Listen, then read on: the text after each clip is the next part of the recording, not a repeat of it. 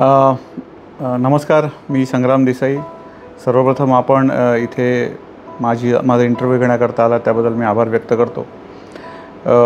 मी याला पुरस्कार म्हणणार नाही, परंतु bar council of Maharashtra and Goa हे एक इन्स्टिट्यूशन असं आहे जे 1961 साली स्थापन झालं आणि या इन्स्टिट्यूशनचे चेअरमन रामराव अधिक साहेब किंवा या बार काउन्सिलचे मेंबर राम जेठमलानी साहेब असे नामवंत खूप मोठे मोठे वकील, त्यानंतर हायकोर्टचे जजेस, सुप्रीम कोर्टचे जजेस जे पूर्वी वकिली करत होते, अशा नामवंत वकिलांनी हे पद भूषवलेलं आहे। म्हणजे तुम्ही बार काउन्सिलच्या ऑफिसमध्ये जर गेलात तर तिथे असलेल्या आत्तापर्यंतच्या चेअरमन आणि व्हाईस चेअरमनचे एक बोर्ड आहे। त्यावरून आपल्या महाराष्ट्राची परंपरा किती उज्ज्वल आहे आणि या चेअरमन आणि व्हाईस चेअरमन पदावर कोण कोण बसले याची जाणीव आपल्याला होते। त्यामुळे एवढी मोठी लोकं ज्या पदावर बसली आहेत त्या पदावरती बसण्याची संधी मला मिळाली। मला वाटतं ही माझा हा सन्मान नसून हा सिंधुदुर्ग आणि रत्नागिरी खऱ्या अर्थाने कोकणचा सन्मान आहे असं मला वाटतं। खरं सांगाल तर ह्याची सुरुवात थोडीशी मजेशीरच झाली की ज्यावेळी मला स्वतःला कॉन्टेस्ट करायचं होतं, म्हणजे ह्यावेळी जी इलेक्शन 2018मध्ये झाली त्यावेळी इलेक्शन कॉन्टेस्ट करण्याची माझी इच्छा नव्हती किंवा मी तसा विचार केला नव्हता। त्याच्यापूर्वीची जी इलेक्शन झाली त्यामध्ये इलेक्शन कॉन्टेस्ट करण्याचा माझा विचार होता, परंतु त्यावेळी रत्नागिरीतील माझे काही जवळचे मित्र इलेक्शन कॉन्टेस्ट करणार होते म्हणून मी माघार घेतली किंवा मी त्यावेळी लढलो नाही। परंतु दरम्यानच्या कालखंडामध्ये मी माझ्या कामामध्ये एवढा बिझी झालो की माझ्याकडनं हा जो विचार होता की मी बार काउन्सिलची इलेक्शन लढेन हा विचारच माझ्या डोक्यातून निघून गेला होता। परंतु 2018 साली ज्यावेळी ही इलेक्शन डिक्लेअर झाली त्यावेळी आमच्या बारचे त्यावेळेचे प्रेसिडेंट दिलीप नार्वेकर साहेब आणि माझे मित्रमंडळी सर्वजण येऊन मला भेटली आणि त्यांनी मला असं सांगितलं की ह्यावेळी आपण इलेक्शन कॉन्टेस्ट करूया। आता त्यावेळी आमची काहीच तयारी नव्हती, असं लास्ट मोमेंटला सगळ्यांनी ठरवलं। सुरुवातीला हा विषय थोडासा असा म्हणजे इझिली आम्ही घेतला, आम्हाला अंदाजही नव्हता ही इलेक्शन म्हणजे काय असते। परंतु जसजसं ह्या इलेक्शनमध्ये पार्टिसिपेट करत गेलो त्यानंतर आम्हाला खूप गोष्टी लक्षात आल्या की ही इलेक्शन जर निवडून यायची असेल तर 2500 वकिलांचं फर्स्ट प्रेफरन्सचं वोट आम्हाला मिळणं गरजेचं आहे आणि ते पहिल्या पसंतीचं मत मिळवणं हे फारच म्हणजे खूप काय म्हणतो त्याला आपण इम्पॉसिबल अशी गोष्ट होती त्यावेळची। परंतु सिंधुदुर्ग जिल्ह्याची त्यावेळी वकिलांची संख्या बघितली तर 540 होती, त्यामुळे सिंधुदुर्ग आणि रत्नागिरी असेल तर ती पण साधारण 580च्या जवळपास होती। त्यामुळे अगदी प्रत्येक वकिलांनी जरी मला मत घातलं असतं, सिंधुदुर्ग जिल्हा आणि रत्नागिरी जिल्ह्यातील सर्व सन्माननीय वकिलांनी जरी मला मदत केली असते तरी मी 1000 पर्यंत पोहोचू शकलो असतो। वर्षी 1500 मतं कुठून आणायचे हा एक मोठा प्रश्न होता आणि त्यामुळे आम्हाला असं सुरुवातीला वाटत होतं की हे इलेक्शनचं काय आपण प्रयत्न करायचा यावेळी, पुढच्या वेळी बघू। मग आमच्याकडे प्रचाराकरता संपूर्ण महाराष्ट्रातनं वकील वेगवेगळे यायचे। सुरुवातीला आमची थोडी मस्करी झाली की हे गावातनं तालुक्यातनं आलेले वकील हे काय करतील असं। परंतु जसजसं आम्ही महाराष्ट्रामध्ये फिरायला लागलो, मला अजूनही आठवतं 14.5 जिल्हे आम्ही प्रत्येक तालुक्यामध्ये प्रत्येक बार असोसिएशनला व्हिजिट केली, तिथे आमचे विचार मांडले आणि बघता बघता हे 14.5 जिल्हे कधी पूर्ण झाले आम्हालाच कळलं नाही आणि एवढी प्रचंड ताकद सिंधुदुर्ग जिल्ह्याच्या आणि रत्नागिरी जिल्ह्यातील वकिलांनी मात्र माझ्या मागे उभी केली। खास करून तरुण वकील, अगदी सिनियर वकील, सिनियर मोस्ट वकील जे होते त्यांची तब्येत बरी नव्हती, वयाचा इश्यू होता, तरी देखील ते माझ्यासोबत आले। अगदी 150 वाहनं घेऊन आम्ही रत्नागिरी कोल्हापूरला गेलो आणि एक तो टेम्पो बनला आणि त्यामध्ये आम्ही संपूर्ण महाराष्ट्रभर फिरलो आणि मला असं वाटतं की त्या तालुक्यामध्ये गेल्यानंतर खरोखरच तालुक्यातील आणि जिल्ह्यातील वकिलांचे काही प्रश्न वेगळे आहेत ज्याकडे खरोखर आतापर्यंत म्हणजे त्यावेळेपर्यंत दुर्लक्ष केलं गेलं असेल असं मला वाटतं आणि मला वाटतं की मी त्यांच्याशी चर्चा केल्यानंतर मी त्यांच्या प्रश्नाशी कनेक्ट झालो आणि त्यांनी मला चांगला रिस्पॉन्स दिला आणि मी अनपेक्षितरित्या 9व्या नंबरला, म्हणजे तिकडे पोचणं तर अशक्य होतं, 9व्या नंबरला 25 पैकी 9व्या नंबरला मी निवडून आलो। त्यामुळे मला असं वाटतं एक माझ्या आयुष्यातील आणि सिंधुदुर्ग रत्नागिरी जिल्ह्यातील वकिलांच्या आयुष्यातील हा एक वेगळा आणि चांगला एक्सपिरियन्स होता। परंतु मी जे निवडून आलो हे सिंधुदुर्ग, रत्नागिरी आणि गोवा राज्याने खूप मदत केली आणि आमच्या खंडपीठ कृती समितीतील जे 6 जिल्हे होते कोल्हापूर, सोलापूर, सांगली, सातारा या वकिलांनी खूप भरघोस आम्हाला मतदान केलं आणि मदत केली, त्याच्यामुळे मी इथे पोचू शकलो। तसं थोडा मी नशीबवान आहे असं म्हटलं पाहिजे की मी नेहमी असं म्हणत असतो की माझ्या काय कोणाच्याही यशामध्ये हे एकट्याचं यश नसतं, हे एक टीमवर्क असतं। बार काउन्सिल हे 25 लोकांचं एक काय म्हणतो ते इन्स्टिट्यूशन आहे, ज्यामध्ये महाराष्ट्रातून, गोव्यातून, दीव दमण या संपूर्ण भागातून एक सरण 25 लोक तिथे निवडून येत असतात. मी तिथे निवडून गेल्यानंतर मी आणि राजेंद्र उमाप पुण्याचे आम्ही सगळ्यात ज्युनियर मोस्ट निवडून आलेले आणि पहिल्यांदाच निवडून आलेले मेंबर होतो. आमच्या अगोदर 4-4, 5-5 वेळा निवडून आलेले खूप सिनियर मंडळी आणि खूप स्टॉलवर्ड्स तिथे आहेत. तर आमची अपेक्षाही नव्हती की आम्हाला तसं काही करायला मिळेल. पण पहिल्या 1-2 वर्षामध्ये आमच्या सिनियर्सनी, खास करून जयंत जयभावे सर, जे बार काउन्सिलचं बॅकबोन आहेत, जे खऱ्या अर्थाने हे बार काउन्सिलला दिशा देत असतात, त्यांनी आम्हाला या पहिल्या 2 वर्षात काम करताना पाहिलं आणि त्यांनी आम्हाला खूप सपोर्ट केला. त्यांनी आम्हाला खूप संध्या दिल्या. वेगवेगळ्या ठिकाणी वेगवेगळ्या विषयावरती व्याख्यानं द्यायला जाणे, लेक्चर द्यायला जाणे, वेगवेगळे कार्यक्रम आयोजित करणे, वकिलांच्या समस्या समजून त्याच्यावरती काहीतरी मार्ग काढणे. आणि मला खरं सांगाल तर जी सगळ्यात जास्त सपोर्ट मिळाला तो आपण म्हणतो राजकीय क्षेत्राचा ह्याच्याशी काही संबंध नाही, परंतु माझे आणि राणीसाहेबांचे असलेले संबंध, माझे आणि उदय सामंत साहेबांचे असलेले संबंध, माझे आणि रवींद्र चव्हाण साहेबांचे असलेले संबंध, या सगळ्या संबंधांचा पुरेपूर वापर मी माझ्या या बार काउन्सिलच्या कार्यासाठी करून घेतला. आणि मी मुद्दाम तुम्हाला सांगेन की आमचं एक मोठी कॉन्फरन्स मुंबईमध्ये होणार होती. त्याकरता आम्हाला केंद्रीय मंत्र्यांना बोलवायचं होतं, लॉ मिनिस्टरना. आणि लॉ मिनिस्टर त्यावेळी तसं मिळणं कठीण होतं. मी राणीसाहेबांना भेटलो. राणीसाहेब आमच्यासोबत आले तिकडे आणि त्यांच्याशी बोलले, त्यांना विनंती केली आणि आमचा एक मोठा कार्यक्रम झाला की ज्यामध्ये केंद्रीय मंत्री, लॉ मिनिस्टर आमच्या कार्यक्रमाला आले. तिथून खऱ्या अर्थाने पहिल्यांदा माझं थोडंसं एक कार्याची पहिली स्टेप पडली. हे बालपण माझं ऑर्डिनरी, जसं नॉर्मल मुलांसारखं असतं तसंच ऑर्डिनरी होतं. परंतु आय वॉज क्वाईट इन्क्लाइंड ह्या पर्टिक्युलर प्रोफेशनकडे. मी खूप माझं इन्क्लिनेशन पहिल्यापासून होतं. मे बी माझे वडील वकील असल्यामुळे कदाचित असू शकेल, किंवा पहिल्यापासूनच मला जी काही मी लिटरेचर वाचायचो किंवा जी काही पुस्तकं वाचायचो, तर मला 2 ऑप्शन्स माझ्यासमोर होते. एक तर ज्या फील्डकडे बरंचसं दुर्लक्ष झालं आणि त्यावेळी तसा कोर्सही नव्हता, डिटेक्टिव्ह म्हणजे गुप्तहेर. तर मला ते पहिल्यापासून इन्स्टिंक्टिव्ह ती पुस्तकं वाचायचो आणि मला आवड होती.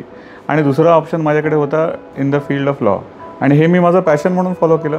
हे मला कोणी माझ्या घरच्यांनी असं सांगितलं नाही की तुला वकील व्हायचं आहे, तुझे वडील वकील आहेत. माझ्या वडिलांनी नाही, आईने नाही, कधीही मला कोणी असं काही सांगितलं नाही की तुला असं व्हायचं आहे. पण मी त्या फील्डकडे खूप अट्रॅक्ट झालेलो होतो. मी माझ्या वडिलांना युक्तिवाद करताना पाहिलं होतं. इवन फॉर दॅट मॅटर ते कोर्टचं वातावरण काही लोकांना सूट होत नाही, तर मी तिथे गेल्यानंतर मला ते सूट झालं. आणि I was determined to become a lawyer. म्हणजे मी हे ठरवलेलंच होतं की कोणत्याही परिस्थितीत मला एक चांगलं वकील व्हायचंच आहे. त्यामुळे मला असं ॲज सच कोणी इन्सिस्ट केलं नाही किंवा असं पर्टिक्युलर कुठल्या घटनेमुळे नाही, माझ्या आवडीपोटी मी तिथे गेलो. आणि मला नेहमी असं वाटत असतं की one should follow his on passion, की आपल्याला जी गोष्ट करायला आवडते ती आपण फॉलो करावी. म्हणजे मी नेहमी ते कपिल देवचं एक उदाहरण देत असतो की ते असं नेहमी म्हणतात की सगळे आजकाल म्हणतात बाबा मला प्रेशर येतं, मला परीक्षा आहे मग मला टेन्शन आहे, मग मला आत्ता काहीतरी मार्क्स एवढे मिळवायचे आहेत मग मला प्रेशर आहे, मग मला खेळायचं आहे मग मला प्रेशर. प्रत्येक गोष्टीचं प्रेशर. ज्यावेळी एखाद्या व्यक्तीला एखादी गोष्ट करण्याकरता प्रेशर येतं, याचाच अर्थ असा असतो की त्याला मनापासून ती गोष्ट करायची नाही आणि कुठलं तरी दडपण घेतो आहे. पण मी खरोखरच सांगतो, माझ्या वकिली क्षेत्रातील पहिल्या दिवसापासून आजपर्यंत मला वकिली करताना कधीही कसलंही आजपर्यंत दडपण आलेलं नाही. मी अतिशय मन मोकळेपणाने आणि मनसोक्तपणे माझी वकिली व्यवसाय केलेला आहे. I love it. आणि ह्याच्यातला सगळ्यात महत्त्वाचा पार्ट जो बरीच लोक मिस आऊट करतात, लोकांना वेगवेगळ्या गोष्टीत आनंद मिळतो. काही म्हणतात मी पुस्तकं वाचतो, काही म्हणतात मी पेंटिंग करतो, काही म्हणतात मी म्युझिकमध्ये मला आवड आहे, काही कुठेतरी पर्यटनाला जाण्यामध्ये आवड असते. परंतु एखाद्या व्यक्तीच्या मनामध्ये काय चाललं आहे हे जाणून घेणं, ह्युमन ब्रेन, हे एक अशी गोष्ट आहे की जी तुम्हाला शोधूनही कुठे काही सापडणार नाही. प्रत्येक व्यक्तीचं विचार करण्याची पद्धत वेगळी असते. त्यामुळे understanding somebody's mind or someone's brain, त्याच्या डोक्यामध्ये जाऊन तो काय विचार करत असेल, कसा विचार करतो, का विचार करतो, हे समजून घेण्याची ताकद ज्यावेळी तुमच्यामध्ये येते त्यावेळी मला वाटतं त्याच्यासारखी एक वेगळा आनंद असतो त्या गोष्टीचा. आणि ह्या प्रोफेशनमध्ये मला सायकोलॉजिकली तो एक अतिशय मोठा आनंद मिळाला, म्हणून मी या प्रोफेशनकडे आकर्षित झालो. आता काय, मी क्रिमिनल साईडला प्रॅक्टिस करतो, त्यामुळे मी सांगितलेली कुठलीही गोष्ट अशी सामान्य माणसाला आनंद देणारी असू शकत नाही. कारण माझा कुठलाही सक्सेस म्हणजे कुठला तरी एखादा आरोपी त्याच्यातनं निर्दोष मुक्तता झाली असते. त्यामुळे सामान्य माणसाच्या दृष्टीने तिकडे बघितलं तर एखाद्या गुन्हेगाराला आपण सपोर्ट करतो असाच त्याचा अर्थ होत असतो. परंतु मला अजूनही आठवतं की माझी पहिली केस ज्यावेळी माझ्याकडे आली, लोक तालुका कोर्टापासून वरच्या कोर्टापर्यंत जातात, सेशन्स कोर्टपर्यंत. परंतु माझ्या वडिलांच्याकडे म्हणून आलेली केस होती, सेशन्स केस होती ती 376 बलात्काराचा तो गुन्हा होता. आणि मी माझ्या वडिलांकडे गेलो की मला अशी केस आता आली आहे, चालवायची आहे, मला ह्याच्यामध्ये काय उलट तपासात प्रश्न विचारते, मला प्रश्न काढून द्या. तर ते फार म्हणजे असं कधी कोणाचं ऐकून घेत नव्हते. ते म्हणाले, तुला जमत नाही ना तर जाऊन भीक माग, तुला असं वकिली करायला जमणार नाही, प्रश्न मी काय काढून देत नसतो, नाही जमणार तर सोडून दे. आणि मी खरोखरच म्हणजे त्यावेळी मला वडिलांचा राग आला असेल, परंतु त्यांनी जे सांगितलं ना ते मी फॉलो केलं. मी त्यावेळी 4 लोकांकडे गेलो, 4 लोकांशी बोललो, 4 वकिलांशी चर्चा केली. त्यांनी मला जे काही माहिती दिली ना, इंटरेस्टिंगली प्रत्येक वकील साहेबांनी मला एकाच केसबद्दल वेगवेगळे काहीतरी थॉट्स दिले. आणि त्याच्यातून मला असं कळलं की आपला स्वतःचा एक वेगळा दृष्टिकोन असणं गरजेचं आहे. आणि मग मी मॅटर चालवली, ती केस चालवली. त्याच्यामध्ये आरोपीची निर्दोष मुक्तता पण झाली. आणि ते झाल्यानंतर मला अजून आठवतं आहे, कणबरकर नावाचे जज होते, ॲडिशनल सेशन जज, पहिलं केस चालवली. त्यांनी मला सगळं संपल्यानंतर, निकाल झाल्यानंतर दुसऱ्या दिवशी मला चेंबरमध्ये बोलवलं, चहा पाजला आणि मला म्हणाले, you have very bright future, तू हे ठेव, असंच चालू ठेव आणि ज्युडिशरीमध्ये येण्याचा विचार कर. मला असं वाटतं की तुझ्यासारख्या लोकांची ज्युडिशरीला गरज आहे. मला अजूनही त्यांचे शब्द आठवतात. So that was my first case and it was a big success for me. तुम्ही म्हणताय हे काही अंशी बरोबर आहे की काय होतं, मीडियामुळे आपण जे काही मीडियावरती पाहतो तेच तसं घडतं असं ह्या तरुण मुलांना वाटतं. आणि त्यामुळे अतिशय कमी वेळेमध्ये जास्तीत जास्त आर्थिक फायदा रादर किंवा छान चौकीच्या गोष्टी मिळाव्या असं त्यांना वाटत असतं. पण मला असं वाटतं ना की ह्या मुलांकडे टॅलेंट पण तेवढंच आहे. मी तुम्हाला मुद्दाम एक एक्झाम्पल देईन. मी चेअरमन झाल्या सगळ्यात पहिला कुठला कार्यक्रम केला असेल तर नॅशनल लॉ युनिव्हर्सिटी औरंगाबादचं कॉन्व्होकेशनचा कार्यक्रम होता, दीक्षांत समारंभ. त्या समारंभाला मी तिथे गेलो होतो. आय वॉज ऑन स्टेज आणि सुप्रीम कोर्टचे 3 जजेस होते, हायकोर्टचे जवळजवळ 5-6 जजेस होते. आणि तिकडे एक तरुण मुलगा, सगळं कॉन्व्होकेशन झाल्यानंतर तो गोल्ड मेडलिस्ट होता, त्या तरुण मुलामध्ये एका मुलाला बोलायला दिलं. 20-25 मिनटाचं त्याचं भाषण आणि त्या दिवशी डायसवर असलेले टॉपमोस्ट ज्युडिशरीतले सगळ्या जजेसचं आणि वकिलांचं भाषण, याचं जर तुम्ही कंपॅरिझन केलं तर प्रचंड टॅलेंट ह्या तरुण मंडळींकडे आहे. फक्त एवढंच आहे की त्यांना एक दिशा देणं गरजेचं आहे. आणि मला वाटतं बार काउन्सिलचं आमचं कामच हे आहे की ह्या तरुण वकिलांना अशा शॉर्टकटपासून बाजूला नेऊन योग्य मार्गावरती आणणं हेच या बार काउन्सिलचं काम आहे. आणि आम्ही एक जी आता नवीन अकॅडमी चालू केलेली आहे, lawyers training academy and research centre तळोजाला जी चालू केलेली आहे, किंवा भूमिपूजन परवा झालं त्याचं, तिथे आम्ही याच पद्धतीने तरुण वकिलांना चांगल्या पद्धतीने मार्गदर्शन करू आणि त्यांच्यातले जे चांगले गुण आहेत ते शोधून त्यांना त्या पर्टिक्युलर साईडला आम्ही पुश करण्याचा प्रयत्न करू. या बार काउन्सिलचं टेन्युअर हे 5 वर्षाचं असतं. आत्ता संपूर्ण महाराष्ट्र, गोवा, दीव, दमण मिळून साधारण 2.5 लाख एवढी वकिलांची संख्या आपल्याकडे आहे. आणि ह्या 2.5 लाख वकिलांमधून 25 लोकांचं एक मंडळ, जे आम्ही त्याला काउन्सिल म्हणतो, हे काउन्सिलमधील वकील 25 लोकांना निवडायचे असतात. ही प्रेफरन्शियल वोटिंग सिस्टीम असते. त्यामुळे पसंती क्रमांकानुसार आपल्याला तिथे मतं दिली जातात. आता निवडून आल्यानंतर तिथे काय काम करायचं, तर ही बार काउन्सिल ही जी इन्स्टिट्यूशन आहे, या इन्स्टिट्यूशन ही ॲडव्होकेट्स ॲक्ट 1961 जो कायदा आहे, या कायद्याप्रमाणे स्थापन केलेली एक इन्स्टिट्यूशन आहे. यामध्ये केवळ वकिलांसाठी काम करणारी ही संस्था नसून तर विविध कायदे जे तयार केले जातात त्या कायद्यावरती बार काउन्सिलचं मत मागितलं जातं, ओपिनियन मागितलं जातं. आणि याच्यावरती आम्ही चर्चा करून आमची मतं वेगवेगळ्या कायद्यावरती काढत असतो. कारण आता नवीन 3 कायदे बदलले आहेत ज्याची आपल्याला सगळ्यांना जाणीव आहे. तो कायदा होण्याअगोदर किंवा ते कायदे होण्याअगोदर जसं महाराष्ट्राचं बार काउन्सिल आहे तसंच सगळ्या देशामध्ये असलेल्या बार काउन्सिलचं मत मागवलं गेलं.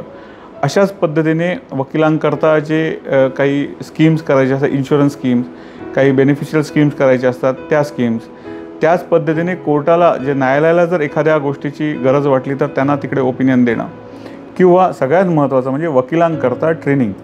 जसं डॉक्टरांसाठी कंटिन्युअस लीगल एज्युकेशन त्यांचे CLEs असतात, तसे आमच्या वकिलांकरता continuous legal education programmes, basic legal education programmes, जे वकील बार काउन्सिलमध्ये रजिस्टर होऊ इच्छितात, एनरोल होऊ इच्छितात, ते खरोखरच त्या वकील म्हणून एनरोल करण्याकरता पात्र आहेत का, त्यांचा इंटरव्ह्यू घेतला जातो. ह्या सगळ्या गोष्टी खात्री केल्यानंतर मगच त्यांना एनरोलमेंट दिली जाते. अशी विविध कामं केली जातात. पण एक काम मात्र मी तुम्हाला मुद्दाम सांगेन, जे आता आमच्या ह्या नवीन रिसर्च सेंटरमध्ये होईल. आणि परवाच्या कार्यक्रमामध्ये आदरणीय देवेंद्रजी फडणवीस त्या कार्यक्रमात होते. मी त्यांना विनंती केली की नवीन नवीन कायदे आपण कायदा मंडळात करतात, विधानसभेमध्ये करतात, आणि मग कोणतरी तो जाऊन हायकोर्टमध्ये चॅलेंज करतं, आणि मग वर्षानुवर्षे हायकोर्टमध्ये अशा गोष्टी पेंडिंग राहतात, त्याचा निकालच लागत नाही. आता रिझर्वेशनचा केवढा मोठा मुद्दा चालू आहे. तर पहिल्यांदा विधिमंडळाने करून मग तो चॅलेंज होण्यापेक्षा जर अशी एक संस्था इंडिपेंडंट आहे, जी कुठल्या पक्षाशी संबंधित नाही आहे, ज्याच्यामध्ये ज्युनियर लॉयर्स आहेत, सिनियर लॉयर्स आहेत, फॉर्मर हायकोर्ट जजेस आहेत, फॉर्मर सुप्रीम कोर्ट जजेस आहेत, असे सगळे एकत्र येतील, म्हणजे ह्या देशातली टॉप ब्रिलियंट लॉयर्स ब्रेन्स जेव्हा एकत्र येतील आणि कायद्यावरती रिसर्च करून एखादा कायदा तयार करतील किंवा त्याचा एक ड्राफ्ट तयार करतील आणि तो शासनाकडे दिला जाईल, तो विधिमंडळात चर्चेला जाईल, आणि त्यावरून जो काय कायदा होईल, मला वाटतं तो कोण चॅलेंज करू शकणार नाही. आणि एक खऱ्या अर्थाने समाजाला चांगल्या पद्धतीने मदत बार काउन्सिल करू शकतं, आणि तसा प्रयत्न बार काउन्सिलचा चालू आहे. पुढचं विजन सांगण्याच्या अगोदर एक मला असं वाटतं की मी खऱ्या अर्थाने आय एम व्हेरी लकी की एक माझ्या हातून नाही, माझा त्यात खारीचाच वाटा आहे की एक अशी घटना घडली की आपल्या रत्नागिरी जिल्ह्यामध्ये मंडणगड तालुका आहे. या मंडणगड तालुक्यामध्ये म्हणजे हे बाबासाहेब आंबेडकरांचं गाव, आणि ह्या तालुक्यामध्ये कोर्ट नव्हतं, न्यायालय नव्हतं, आणि आजपर्यंत ह्या गोष्टीकडे मला माहीत नाही कुठल्या कारणाकरता, परंतु दुर्लक्ष झाला होता. मी ज्यावेळी बार काउन्सिलला निवडून आलो होतो आणि एका कार्यक्रमाकरता तिकडे गेलो होतो, त्यावेळी तिकडचे 5च वकील होते बरं का तिकडे. त्यांनी मला येऊन भेटले, मला विनंती केली की आमच्याकडे इथे न्यायालय नाही, बाबासाहेब आंबेडकरांचं गाव, आणि त्यांच्या गावामध्ये ज्यांनी घटना दिली देशाला, त्यांच्या गावामध्येच जर किंवा त्यांच्या तालुक्यामध्येच जर नसेल न्यायालय तर कसं होईल. आणि मग त्यानंतर आम्ही उदय सामंतांना भेटलो, हा एक इश्यू आम्ही घेतला, आणि खरंच सांगतो 1 महिन्याभराच्या कालखंडामध्ये किंवा 2 महिन्याच्या कालखंडामध्ये सगळी प्रोसेस पूर्ण होऊन तिथे न्यायालय मंजूर झालं, न्यायालय सुरू देखील झालं, आणि नवीन न्यायालयाच्या इमारतीचं भूमिपूजन होऊन आता काम तिथे जोरात चालू आहे. त्यामुळे मला असं वाटतं की एक मोठा बहुमान कोकणला म्हणण्यापेक्षा मला थोडासा मिळाला असं मला वाटतं की कुठेतरी माझे प्रयत्न किंवा खारीचा वाटा माझा त्याच्यामध्ये होता, आणि एक मोठं काम आम्हा सगळ्यांच्या हातून घडलं असं मला वाटतं. टफ केस तर खूपच चालवल्या आहेत, म्हणजे असं मी तुम्हाला एखाद्या केसचं एक्झाम्पल देणं चुकीचं राहील, पण माझ्या आयुष्यामध्ये किंवा मला लाईफमध्ये एक थोडासा टर्निंग पॉईंट देणारी केस होती, म्हणजे नांदोज हत्याकांड. आता त्याच्यामध्ये मी जिंकलो की हरलो मला माहीत नाही, परंतु मला माझ्या अर्थाने मी त्याच्यामध्ये खूप काही शिकलो, आणि त्यालाच मी जिंकलो असं म्हणतो. की ज्यावेळी सगळ्या अर्थाने संपूर्ण मीडिया अगेन्स्ट होता, कोर्टमधलं वातावरण असं असायचं की जणू काही एखाद्या कुठल्या तरी नरभक्षकाला हे वाचवण्याचा प्रयत्न करतायत आणि वाईट प्रवृत्तीला सपोर्ट करतायत, अशा पद्धतीचं आमच्याकडे बघण्याचा सगळ्यांचा दृष्टिकोन होता. आणि हे फील व्हायचं ज्यावेळी प्रेसवाले, मीडिया, म्हणजे आपण लोक ज्यावेळी याच्यात बाईट घ्यायला, त्यावेळी ते जाणवायचं की ह्या आरोपींना शिक्षा झाली पाहिजे असं प्रत्येकाचं मत असायचं. पण मला त्याच्या पुढे जाऊन आपल्याला असं सांगायचं आहे की प्रेसमध्ये, मीडियामध्ये पोलीस जे काय परसेप्शन क्रिएट करतात, एक इमेज असते, ते आणि सत्य ह्याच्यामध्ये खूप मोठं अंतर असतं, आणि ते अंतर मिटवण्याचं काम आम्ही लोक करत असतो. आम्ही निकाल कधीच देत नाही, निकाल हे न्यायालयच देत असतं. आमचं काम काय असेल तर ते जे सत्य आहे आणि जे काय कोर्टासमोर मांडलं जातं किंवा जे परसेप्शन क्रिएट केलं जातं ह्याच्यामधलं अंतर जेवढं जास्ती कमी करू तेवढं आमचं यश असतं. निकाल काही लागू, आमच्या बाजूनी लागू दे, विरुद्ध लागू दे, परंतु या पर्टिक्युलर मॅटरमध्ये मी तुम्हाला मुद्दाम सांगेन की खऱ्या अर्थाने यश मला कुठे मिळालं असं मला जर वाटतं, त्याच्यामध्ये आरोपींना शिक्षा झाली, परंतु मला ते मॅटर चालू करण्याच्या अगोदर एक प्रचंड दडपण असायचं की हे मॅटर मी चालवतो आहे.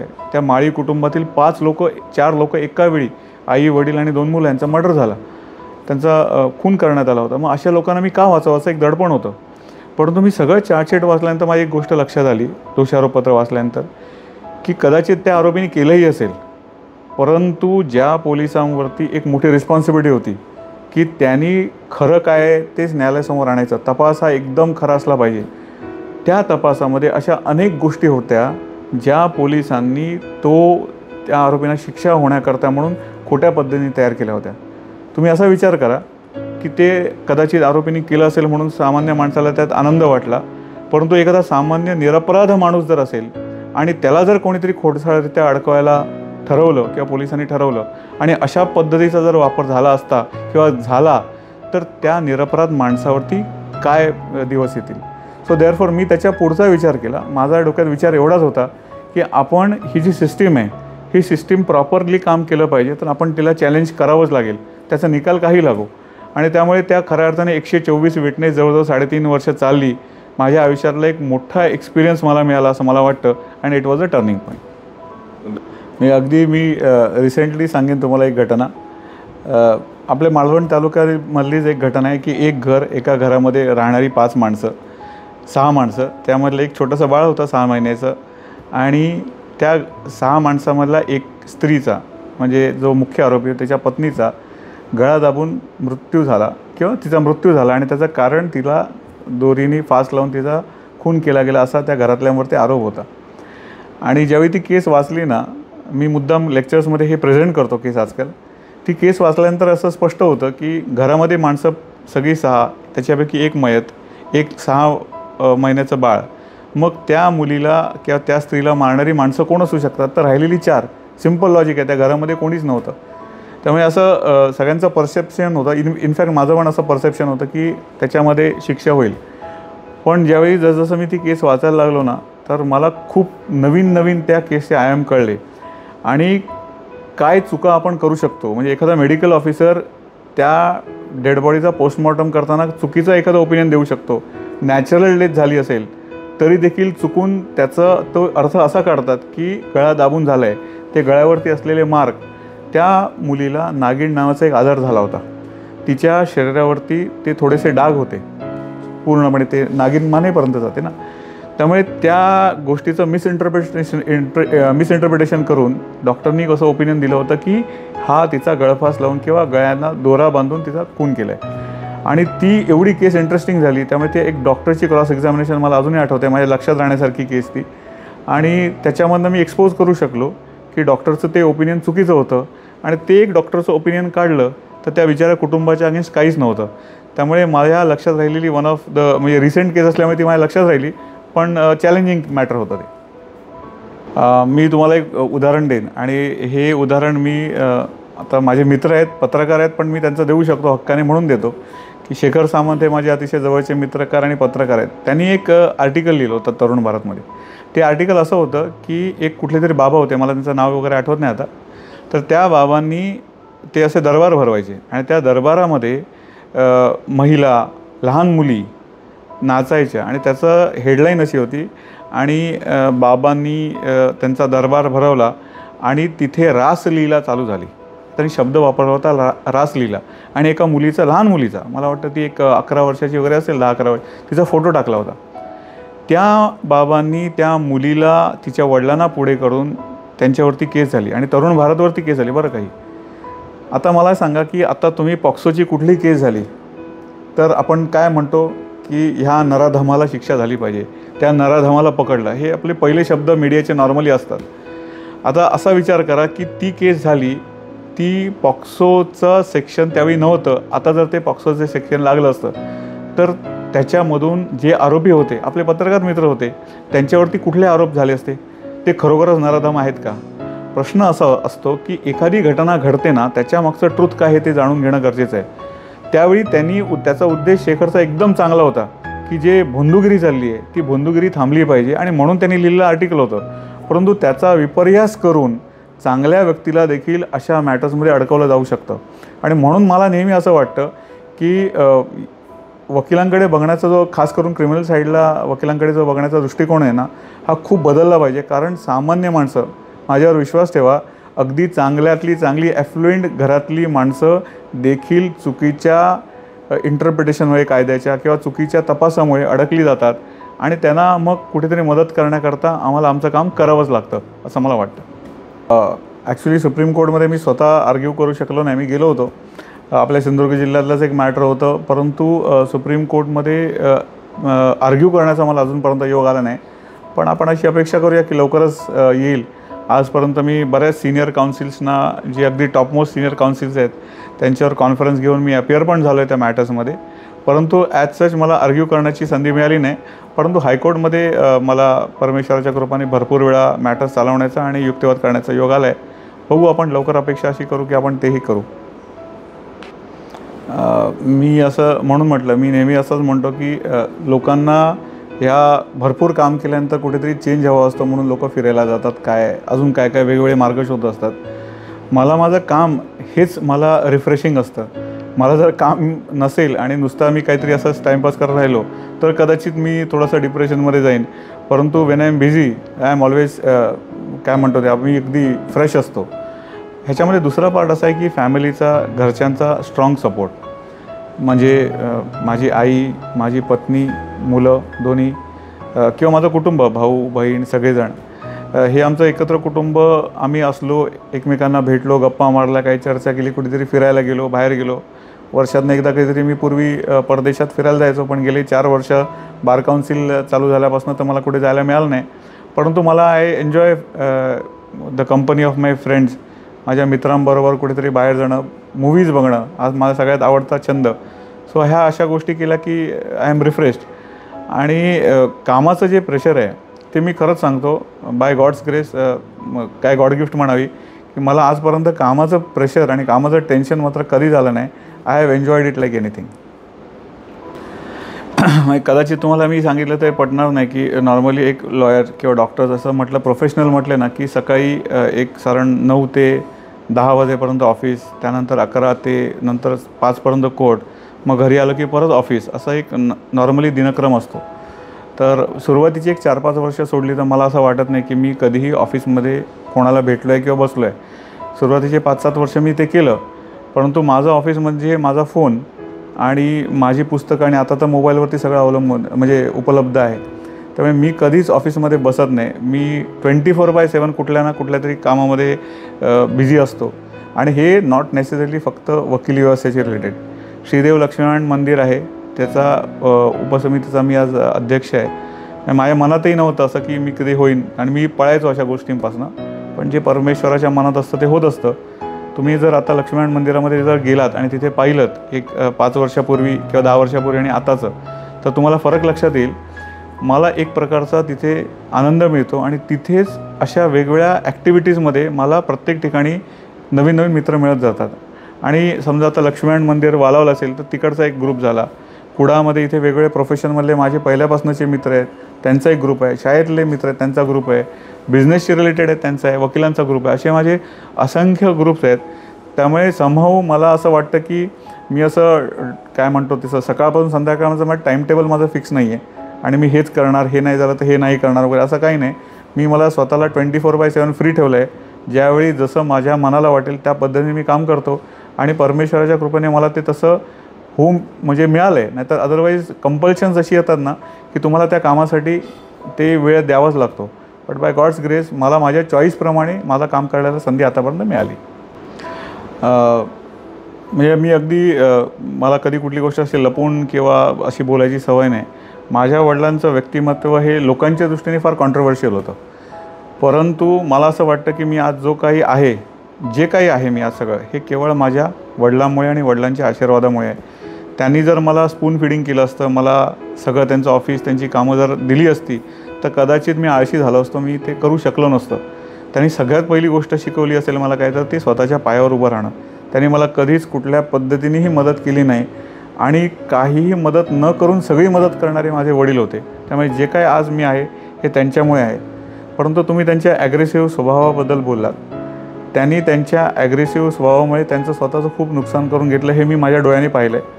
मी लहानपणापासून माझ्या यंग एजमध्ये मी ते स्वतः जवळून पाहिले. ॲट एक्झॅक्टली अपोजिट माझी आई, अतिशय प्रेमळ, शांत स्वभावाची, सगळं सांभाळून घेणारी, तिलाही मी जवळून पाहिलं आहे. त्यामुळे त्यांच्यातले जे काही गुण मला घेणं गरजेचं वाटलं ते मी घेतलं. ज्यावेळी मला ॲग्रेसिव्ह व्हायचं आहे त्यावेळी मी सुपर ॲग्रेसिव्ह होतो. अदरवाईज मी माझ्या आईसारखा अतिशय शांत असतो. त्यामुळे ह्या दोघांकडनं मला खूप काही मिळालं. आणि खऱ्या अर्थाने माझी जी फॅमिली आहे, माझे आजोबा ते स्वातंत्र्य सैनिक होते, माझे पणजोबा आबा वलालकर ते स्वातंत्र्य सैनिक होते, आणि माझी आजी जिनी सगळंच आम्हाला कुटुंबाला सांभाळलं ती माझी आजी. उषा वलालकर, या सगळ्यांचे संस्कार माझ्यावर झाले आणि मला असं वाटतं मी जो काय घडलो आहे हा माझ्या कुटुंबातील सगळ्यांच्या संस्कारामुळे, माझ्या मित्रांच्या सपोर्टमुळे आणि माझ्या कुटुंबाची पत्नी मुलं यांच्या सगळ्यांच्या सपोर्टमुळे मी घडलो. खरं सांगाल तर एखाद्या व्यक्तीला हे श्रेय देणं फार चुकीचं राहील आणि तो बाकीच्यांवरती अन्याय पण होईल. त्यामुळे ह्या यशाचं श्रेय जे आहे हे मी एका पर्टिक्युलर व्यक्तीला देत नाही, तर मी आजपर्यंत ज्यांच्यामुळे घडलो ते माझे कुटुंबीय, माझे आईवडील, माझी पत्नी, मुलं. ज्या वकिलांनी, ज्या तरुण वकिलांनी आणि सिनियर वकिलांनी मला इथपर्यंत नेण्याकरता मदत केली ते माझे सगळे वकील मित्र. त्याच पद्धतीने बार काउन्सिलमध्ये गेल्यानंतर जिथे ज्यांनी मला सपोर्ट केला ते सगळे माझे 24 इतर बार काउन्सिलचे मेंबर. आणि खरं सांगू का तर कुडाळवासियांनी, सिंधुदुर्गवासियांनी, रत्नागिरीवासियांनी या सगळ्यांनी जी काय मला, म्हणजे काही वकील नसताना देखील त्यांना माहिती पण नाही बार काउन्सिल काय, तरी देखील त्यांनी मला सपोर्ट केला ते. पण मी एक 3 व्यक्तींचा मुद्दाम उल्लेख करेन. एक म्हणजे मी मगाशी म्हटलं त्याप्रमाणे माझे वडील. माझ्या आयुष्यात दुसरी व्यक्ती जी आली ज्यांना माझ्या वडिलांनंतर मी रिस्पेक्ट दिले, तर म्हणजे सगळेच माझ्या आयुष्यात सगळे असे कॉन्ट्रोवर्शियल व्यक्ती येत असतात, परंतु खऱ्या अर्थाने ज्यांनी माझ्यावर प्रेम केलं आणि मला मुलाप्रमाणे प्रेम दिलं ते नारायण राणे साहेब. त्यांनी खरोखरच मला खूप प्रेम दिलं आणि तेवढे माझी त्यांच्याशी अटॅचमेंट आहे. तिसरी व्यक्ती माझ्या आयुष्यामध्ये आली ती ह्या बार काउन्सिलच्यामुळे जस्टिस भूषण गवई साहेब. म्हणजे त्यांचं आणि माझं असं खूप असं रोज बोलणं वगैरे होतं असं नाही, परंतु त्यांनी जो काय सपोर्ट दिला आहे बार काउन्सिलमध्ये आणि त्यांच्यामुळेच हे मार्गदर्शनामुळे मी इथपर्यंत पोहोचू शकलो. अशा 3 व्यक्ती माझ्या आयुष्यात आल्या, त्याचा मला खूप आनंद आहे. म्हणजे मला आठवतं आहे की मी ज्यावेळी स्कूलमध्ये जायला लागलो त्यावेळी कुडाळमध्ये किंवा सिंधुदुर्ग जिल्ह्यामध्ये, रादर कुडाळमध्ये इंग्लिश मिडियम स्कूल नव्हतं. फॉर द फर्स्ट टाईम आमची बॅच मला वाटतं आली त्याचवेळी कुडाळ हायस्कूलमध्ये इंग्लिश मिडियमची शाळा चालू झाली आणि माझं ज्युनियर KG पासून 7वीपर्यंतचं शिक्षण हे कुडाळ हायस्कूल कुडाळच्या इंग्लिश मिडियम ब्रँचला झालं. त्यानंतर पुढच्या शिक्षणासाठी मी सावंतवाडीला सेंट मिलाग्रिस हायस्कूलमध्ये गेलो. ते कंप्लीट झाल्यानंतर परत मी कुडाळ हायस्कूल कुडाळमध्ये 11वी आणि 12वी सायन्ससाठी आलो आणि त्यानंतर मात्र मग पुढच्या शिक्षणाकरता मी कोल्हापूरला शहाजी लॉ कॉलेजमध्ये गेलो, जिथे मी माझं 5 वर्षाचा LLBचा डिग्री कोर्स पूर्ण केला. मी तुम्हाला सांगितलं मी जर आता त्या गोष्टीला स्कोप नव्हता म्हणून, परंतु मला अजूनही असं वाटतं की मला काय म्हणतो थोडासा मस्करीचा विषय होऊ शकेल, पण I wanted to become a detective, म्हणजे गुप्तहेर ज्याला म्हणतो. तर माझी फार इच्छा होती की ते खूप एक चॅलेंजिंग जॉब आहे आणि डेफिनेटली मला ते व्हायला नक्कीच आवडलं असतं. कायदा किंवा न्याय मिळवणं महाग आहे, मला अगदी 100% पटतं आहे तुमचं म्हणणं. आता काय मी काय केलं हे सांगत बसणं हे मला फार योग्य नाही वाटत, पण मी तुम्हाला एवढंच सांगतो की माझी फक्त 40% जी माझी प्रॅक्टिस आहे त्यामधली फक्त 40% प्रॅक्टिस ही माझी विथ फी असते. त्याच्या पलीकडची राहिलेली 60% प्रॅक्टिस ही माझी प्रो बोनो, ज्याला इंग्लिशमध्ये आम्ही प्रो बोनो म्हणतो किंवा लॅटिन वर्ड आहे तो प्रो बोनो. प्रो बोनो म्हणजे लोकांना मदत करणे फ्री ऑफ कॉस्ट. माझी 60% प्रॅक्टिस ही प्रो बोनो प्रॅक्टिस आहे आणि त्या प्रो बोनो प्रॅक्टिसमध्ये मी 2 पार्ट ठेवलेले आहेत. एक म्हणजे पॉलिटिकल जे लोक असतात त्यांच्याकडनं मी कधीच चार्ज घेत नाही. नंबर 2 अशी कॅटेगरी जी मला वाटतं की खऱ्या अर्थाने त्यांना माझी गरज आहे, ते मला पैसे देऊ शकत नाही. काही लोकांना तर मी पॉईंट ब्लँक सांगतो की मला फी नाहीच घ्यायची आहे. काही लोक जिथे मला डाऊट असतो की हे खरोखरच असे आहेत का, त्यांना मी फी सांगतो, ते मला आणूनही देतात कुठून तरी. कधीतरी एखादा माणूस काहीतरी विकतो आणि आणून देतो, मी घेतो ती फी, परंतु थोड्या पिरियडनंतर मी त्यांना ती पैसे रिटर्न करतो. मला खात्री होते की ह्या माणसाने मनापासून सगळं जे आहे ते केलं आणि तो खरं बोलला आहे. सो माझी 60% प्रॅक्टिस इज प्रो बोनो. मला एक इथे सजेस्ट करायचं आहे, it's a very good question, की आमचं जे प्रोफेशन आहे, मला माहीत नाही बाकीच्यांचं ह्याचं परसेप्शन काय आहे, पण this profession is of collateral benefits. याचा अर्थ असा आहे की वकिली करून पैसे मिळवणे हा वकिलीचा उद्देश असूच शकत नाही. लोकांना न्याय मिळवून देण्याकरता वकिली करतो, त्याच्यातनं डायरेक्ट पैसे मिळवायचा अशी अपेक्षाच नसते. त्याच्यातनं जे कोलॅटरल तुम्ही जे लोकांना मदत करत असता त्याच्यातनं आपल्याला इतर असे अनेक फायदे होतात जे तुमच्या अपेक्षेच्या पलीकडे आहेत आणि ते आपण 100 रुपये जर मिळवणार असू तर तिकडे 1000 रुपये देऊन जातात. असा माझा आतापर्यंत एक्सपिरियन्स आहे. So therefore I believe in that and I do it. मला वाटतं हा प्रयत्न खूप वर्षापासून चालू आहे आणि बार काउन्सिलला निवडून आल्यानंतर आम्ही जरा तो थोडासा वॉर फुटिंगवरती घेतलेला आहे. माझं जर कॅल्क्युलेशन सगळी बरोबर ठरली, मला जे वाटतं आहे तसं झालं घडलं तर 2025च्या सप्टेंबर ते नोव्हेंबरच्या पिरियडमध्ये कोल्हापूरला सर्किट बेंच हायकोर्टचं झालं पाहिजे असा माझा स्वतःचा एकंदरीत अंदाज आहे. ज्या पद्धतीने कालचा जो आमचा पनवेलला तळोजाला एक मोठा कार्यक्रम झाला, त्या कार्यक्रमामध्ये जाहीररित्या जस्टिस भूषण गवई साहेबांनी, देवेंद्र फडणवीस साहेब तिथे होते, हायकोर्टचे सगळे जज होते आणि त्यांनी जाहीररित्या सांगितलं की कोल्हापूरला खंडपीठ होणं गरजेचं आहे आणि ते का होणं गरजेचं आहे असं सुप्रीम कोर्टच्या जजनी सांगितलं. आणि हेच सुप्रीम कोर्टचे जज 2025मध्ये या देशाचे सरन्यायाधीश होणार आहेत. आणि मला अशी पूर्ण खात्री आहे की ज्या दिवशी ते सरन्यायाधीश होतील त्यावेळी त्यांच्याकडे असलेले जे काय कायदेशीर अधिकार आहेत त्याचा पूर्णपूर वापर करून ते डेफिनेटली कोल्हापूरला खंडपीठ होण्यासाठी आपला प्रयत्न करतील. त्यामुळे मी अपेक्षा ठेवून आहे की मला माहीत नाही तुमच्यापैकी तुला माहिती आहे, परंतु सगळ्या मीडियानी अगदी म्हणजे मी प्रिंट मीडिया म्हणतो, times of India, free press journal, तुम्ही नाव घ्या, सगळ्या मीडियानी त्याला चांगलं कव्हरेज दिलं आणि आता हा एक मोठा स्टेट किंवा नॅशनल लेवलचा विषय झालेला आहे. आणि मला वाटतं हाच आमचा सक्सेस आहे की आम्ही हा विषय या मोठ्या लेवलपर्यंत आणू शकलो. पुढची स्टेप आहे बाकीच्या फॉर्मॅलिटीज त्या लवकर होईल. आम्ही खरं सांगाल तर मी असं मला हे करायचं आहे किंवा मला हे बनायचं आहे असं प्लॅन करून खरोखरच कधी काय करत नाही. I take the day as it comes. जसा दिवस येतो तसं मी घडतो. ऑफकोर्स काही बेसिक गोष्टी आपल्या आयुष्यातल्या आपण ठरवत असतो. मी खरं सांगू तर मला कोणी विचारलं की तुला काय बनायचं आहे, तर मला अतिशय एक सामान्य आणि नॉर्मल माणूस बनायचा आहे, ज्याला कसली इनहिबिशन्स नाहीत आणि जो प्रामाणिकपणे कोणाच्या तरी उपयोगी पडेल असं एक मला चांगला नागरिक ह्या देशाचा बनायचं आहे. कारण लोकांना आपले अधिकार माहिती आहेत, आपले ड्युटीज माहीत नाही. सो माझी अशी प्रामाणिक इच्छा आहे की मला अधिकारही माझे माहिती असले पाहिजेत आणि माझ्या ड्युटी माहिती असल्या पाहिजेत. असा एक या देशाचा सामान्य आणि चांगला नागरिक बनायचा आहे. या व्यतिरिक्त ज्या वेळी ज्या गोष्टी करण्याची संधी येईल त्यावेळी त्या गोष्टी मी योग्य पद्धतीने करेन एवढं नक्की सांगतो.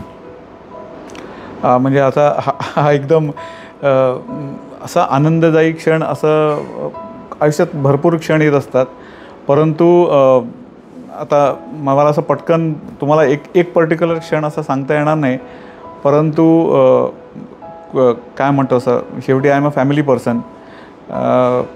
माझ्या लग्नानंतर माझ्या मुलीचा ज्या दिवशी जन्म झाला ज्यावेळी तिला मी माझ्या हातात घेतलं, I think that was the best day of my life. त्या दिवशी मला तो दिवस अजूनही आठवतो.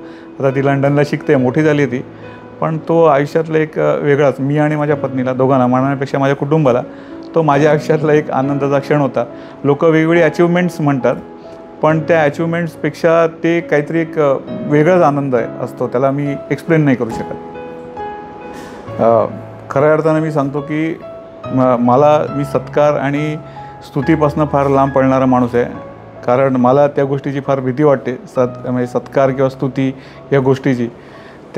त्यामुळे ज्यावेळी मला एखाद्या व्यक्ती माझा सत्कार करते किंवा माझ्याबद्दल चांगलं बोलते, त्यावेळी मला असं वाटतं की माझी रिस्पॉन्सिबिलिटी खूप वाढते. कारण त्यांच्या माझ्याकडनं फार मोठ्या अपेक्षा आहेत की ज्या अर्थी ते मला चांगलं म्हणतात त्या अर्थी मला तसं चांगलं नुसतं आत्ता आहे असं चालणार नाही, शेवटपर्यंत मला तसंच चांगलं राहिलं पाहिजे.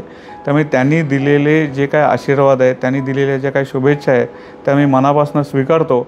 आणि विथ ह्युमिलिटी मी त्यांना एवढंच सांगतो की मी माझ्याकडनं ज्या अपेक्षा आहेत त्या अपेक्षा पूर्ण करण्याचा प्रामाणिकपणे प्रयत्न करेन, एवढंच माझं त्यांना सांगणं. Thank you so much.